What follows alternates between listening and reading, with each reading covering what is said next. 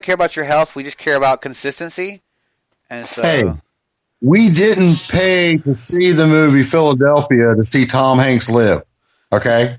Dad said, and I quote, "We didn't pay to see the movie Philadelphia to see Tom Hanks live." So, you didn't go see Titanic to see if the boat stayed afloat. We didn't go see Titanic to see the boat stay afloat. We came to see the fucking disaster.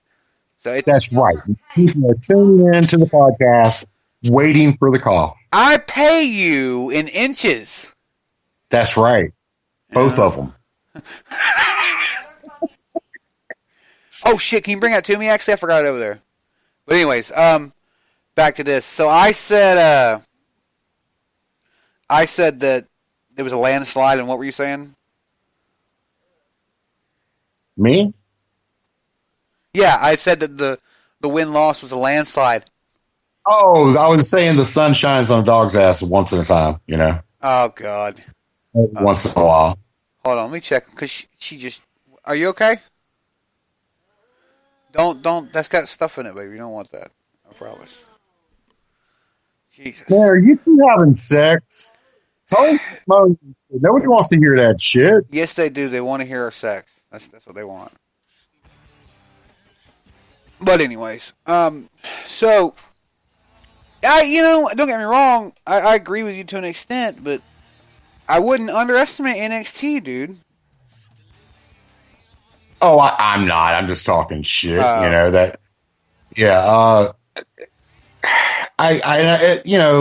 kind of on the border. I think a lot of people are. Maybe I'm wrong. AEW should smoke shit out of NXT. Simply for the fact that NXT is, what is that word you like to use for fucking developmental. Yeah. They're not even a real... You see what I'm saying? I get AEW that. Shut them the fuck down every week. But it's a WWE product, so I understand, you're going to have your diehards watching it. It's just... Well, see, this is actually, I don't want to get back into it too hard, but you made the run-in last week a little after I talked about this. The fact is, WWE is sending guys back down to NXT to keep up with AEW.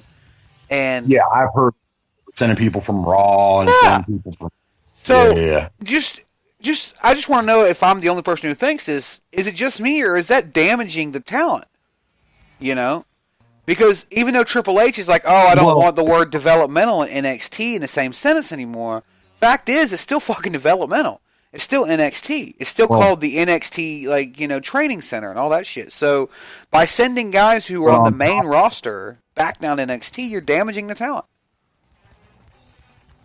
But on top of all that, when Triple H goes to the bank to cash his check, the same name that's at top of the NXT check is on top of his check as well. It's still WWE, regardless. Point. Yeah, this is solid. I mean, that's a solid point. But I don't know. I just feel like it's a waste of time, doing that. You need to stop sending. I wouldn't say it's a waste of time. I would say again, dude, and this is no hate for WWE.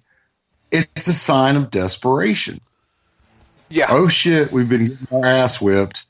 Let me send the big boys in to straighten this shit out. Yeah. Let me send H down. Let me send Rollins down. Let me send. You know what I'm saying? That's what they're doing. Yeah, exactly. Yeah. I mean, they've got fucking Finn Balor going back down to NXT. Becky Lynch just went back down to NXT. Whether it's permanent or not, anytime they show up there, in my opinion, it's damaging the talent, it's damaging the show. Because you're showing them, number one, that you can just send people back down to the fucking minors to work. Number two... fairness, the NXT where they were having that event had some vendors not make it to work, so they needed Becky Lynch to bring people beers and popcorn and shit like that. You, real quick, are a terrible person. Just saying, bro. Terrible person. Anyways. But no, I'm not going to get back too far into that. But yeah, that's pretty much how I felt about it. But yeah, that week they got fucking smoked. I mean, they did. It was not good. It just turns in, and again, there's never going to be a winner because now you have the excuse game. Now you have Vince come out and say, "Oh, looks like my NXT, beat your AEW Dynamite." And then Dynamite comes back and says, "Well, yeah, because you sent fuckers from the main roster down. You're just making excuses, and excuses is losing. Once you're explaining it, you're losing the game." Well, I mean, but then, and I've got the ratings later, but then you look at this week's ratings, and they were able to come back up, even with or without. So I think it's going to go week to week. I don't think people were expecting in a way that WCW fucking 83-week run, fucking the almost out of their head. I mean, yeah, it's not going to be that again. Yeah, and I enjoy AEW first and foremost. Don't treat them like WCW because they're not WCW. That has its good points and its bad points, but again, they're not WCW. You're not going to get shit from 20 years ago. No, you're not going to get that same magic. I mean, it's like I sell an some of the moves that I've seen them do were the ropes. It's like, wow, how the fuck are they doing that shit? It's crazy looking. Yeah, I mean, there's some good shit. I mean, they work their asses off. I mean, they're definitely doing everything they can. Yeah, they don't play. No. So I give them all the credit in the world, and I can't wait to see the next episode. I actually missed this most recent episode. I was at work, fucking busy. I was as well. So it's been a crazy week. Yeah, it has been a crazy fucking week. Let's see. Next up on the list of news, 'cause I'm also trying to send it around a little bit and share out the show. So the next article is about Jon Moxley and WWE, and he had some choice words for him. It's pretty good little article. 1 second. You know how that shit is. I'm surprised you're entertaining that shit. What'd you say? I'm surprised Moxley is even entertaining that shit with WWE. No, I mean, he left them. Why would he even, He's just talking about him in an interview, I think. After being with WWE for 8 years, Jon Moxley has been freed both literally and figuratively and is now signed with AEW. He reflected on being away from WWE for these past few months when he joined the State of Combat podcast. I don't think it could go any better. When I initially decided to leave where I was at before, AEW wasn't even a thing yet, so that opportunity came up and it just worked out really good. I was excited about the project, agreed on all the points that there are fans that need an alternative that deserves a national, global, mainstream alternative, and we can give them that. I think we are really succeeding when giving the mainstream audience something different, which is the biggest thing that we need to do. A lot of other startup promotions over the years have relied on ex-WWE stars and similar formulas, but the cool thing about this is that the top 6 to 8 guys, if we wanted to be in WWE right now, we could. We are actively choosing to do something different, to try something a different way. It's all dudes in their primes at the top of their games, and we brought these fans with us. All these fans that are coming to our pay-per-views and Dynamites every week following our stuff, it's really the fans that have driven us more than anything. It hasn't been hard. It's not like we are stapling posters across buildings. These fans are hungry for an alternative. They want this, and we are just trying to give them the best possible wrestling show that we can every week. Moxley made his AEW debut at Double or Nothing.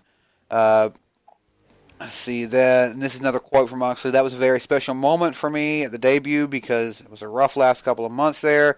I went radio silent, didn't say anything about anything, even though all of these rumors were coming up everywhere about where I was going, whether I was going to stay, whether I was going to go. Let's see. But judging from Moxley's post-WWE interview on Talk with Jericho, many may think he had bad blood with WWE, but he denies that when asked if he has any ill will towards them. He says, no, especially now since it's been 6 months later. I'm not motivated about showing WWE anything. I showed them that when I had my great run there. I don't have anything to prove to them. I don't care what they do now. Good luck to them or whatever, but I don't have any of that chip on my shoulder about me showing Vince McMahon. I honestly don't have that. I feel like that would be negative anyways. My energy is about creating new, positive things and putting out good, creative angles and enjoying myself and enjoying the fact that I don't have to have a real job and to live my dream of being a pro wrestler, which is all I ever wanted to do. And that came from the State of Combat podcast and Wrestling Incorporated, just for anybody who wants to source it. But yeah, so I mean that's good. I still, though, honestly, even in just reading that quote, it still feels like he does have a chip on his shoulder. I'm not trying to be that guy, but damn it does kind of feel like that. I mean, did you get that, or is it just me? Like, yeah. Again, that's just like the whole. No matter what you say, they're still talking about you. Yeah. He's still talking about, dude. You're not. Why do you even care? You're not anything WWE anymore. Yeah, I mean, so I think that you need to worry about it, and just be done with that. Yeah, I think he's still got something there though for him. I think some of this is he wanted to get out, but he wanted to show them the fuck up too because they didn't use him correctly. No, so you have to quit being so close-minded. We all know AEW is WWE owned. Oh, God damn it, Vince. This. Dude, okay, hold on. We're going to take a time out from the news for a minute. I listened to the latest episode of the Sean Mooney podcast. Do you know who Sean Mooney is? The name sounds familiar, but no, not off the top of my head. Sean was a WWF announcer, interviewer, and commentator in the late 80s, early 90s. He left the company in 1993, the exact same year that one Mr. Vinny Russo started coming up in the ranks and eventually became the Raw is War Monday night guy. He used to write the shows. Hey. You will address him as Mr. Russo. Go ahead. Okay. The fucking weasel from New York got there in office and wrote the shows from 93 until probably like 97, 98 before he went to WCW and killed that company. But we're not there yet. No, I listened to this fucking show, right? And he did an interview with him. And it was just I did this, and Jim Cornette was a fucking hack, and Bruce Pritchard this, and fucking I knew by looking in Vince McMahon's eyes, bro, that he needed my help. Like, it was just, he was fucking Jesus Christ. It was ridiculous. And he's like, I didn't go out there and perform. I'm not the one who performed what I wrote. But I have to say that without my writing, Austin would have never been able to perform in such a way that he got over. And The Rock would have been like, so you think... You single-handedly are taking credit for The Rock and Stone Cold Steve Austin, two of the greatest heroes and stars in the wrestling bit. But you, Vince, you're that guy. You're the guy, bro. Vince. Bro, oh, don't knock the truth. Gotta believe. You make my head hurt, You make my fucking head hurt. My cranium just exploded a little bit. What did you just say? My cranium just exploded a little bit. Bro, he's the man. Oh, God, no, he's not. He is the only savior WCW ever saw. Yeah, it drove him right into the fucking ground. No, that was Bischoff. We all know that. That was all Bischoff, bro. Shut the fuck up. How great would an episode of 83 Weeks be between Conrad and Vince Russo and Eric? It would be excellent. I would like to learn the truth about it sometime because I've heard on that podcast I used to listen to the Vince Russo podcast, and they contacted